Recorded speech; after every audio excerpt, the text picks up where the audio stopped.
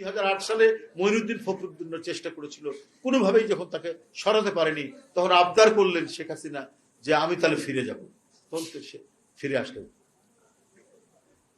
তো এইবারও অনেক চেষ্টা করে যখন পারেনি, তখন তাদের যে এজেন্ডা, সেই এজেন্ডা অনুযায়ী তাকে কারাগারে নেওয়া হলো এবং তাকে কোনো উন্নত চিকিৎসা দেওয়া হলো না। যখন তিনি ক্রমাগতভাবে মানে অসুস্থ হয়ে পড়ছেন, যে ভদ্রমহিলা হেঁটে মানে ইয়ের মধ্যে গেলেন, কি বলে, জেলখানার মধ্যে গেলেন, সেই ভদ্রমহিলা হুইল চেয়ারে করে ফিরে আসলেন।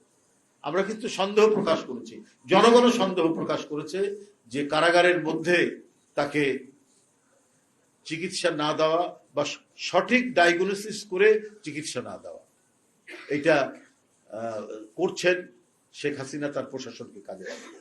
এখন কিন্তু আমরা নানাভাবেই এর মানে আলামত গুলো পাচ্ছি।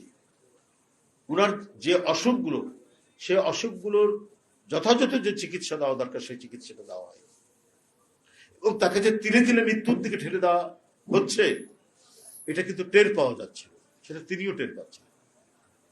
তার পরিবার বলেছে, দল তো বলেছে, পরিবার বলেছে, বিভিন্ন স্থান থেকে, এমনকি আমি জানি যে মানে নানা দিক থেকে আরো অন্যান্য লোকরা বলেছে, দেশের গুণীজনরা পর্যন্ত বলেছে তার উন্নত চিকিৎসার জন্য, কিন্তু শোনা হয়নি, তিনি শোনেননি।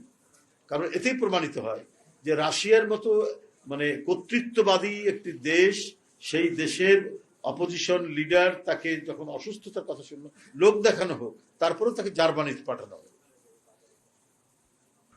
এই দৃষ্টান্তগুলো যখন ওনার চোখের সামনে, তৎকালীন প্রধানমন্ত্রীর চোখের সামনে যখন এগুলো মানে উপস্থাপন করা হচ্ছে, তিনি জানছেন, তারপরেও বেগম খালেদা জিয়ার উন্নত চিকিৎসার জন্য কোনো ব্যবস্থা করলেন না। এমনকি দেশের মধ্যেও কোনো ভালো হাসপাতালে তিনি পাঠাতে চাইলেন না, পিজি হাসপাতালের মধ্যে তাকে রাখলেন। এবং সেখানেও অবাধে যে চিকিৎসকগুলো ভালো চিকিৎসক, উন্নত মানের চিকিৎসক, তাদেরকে সেখানে যেতে দেওয়া হয়নি। এবং ক্রমাগতভাবে আমাকে অনেক ডাক্তার বলেছে যে উনার যারা ব্যক্তিগত ডাক্তার, তাদের পিছনে ডিজিএফআই লেগে থাকবে, তাদের পিছনে গোয়েন্দা সংস্থাগুলো মানে ক্রমাগতভাবে বিরক্ত করত, রীতিমতো হুমকি দিত। এই পরিস্থিতির মধ্যে তিনি থেকেছেন।